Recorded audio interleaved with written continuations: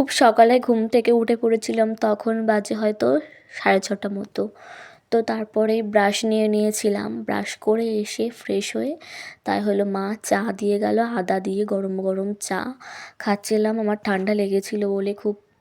তারপরে বই মানে ব্যাগটা নিয়ে বই আজকে অনেকগুলো পড়া রেডি করতে হবে, অনেকক্ষণই পড়তে হবে, অনেক দিনকার পড়া বাকি আছে, যেহেতু অনেক দিন মেলায় টেলায় ঘুরেছি, সেই জন্য অনেক দিনের পড়া বাকি আছে। তো তাই জন্য অনেকগুলো পড়া করব আজকে।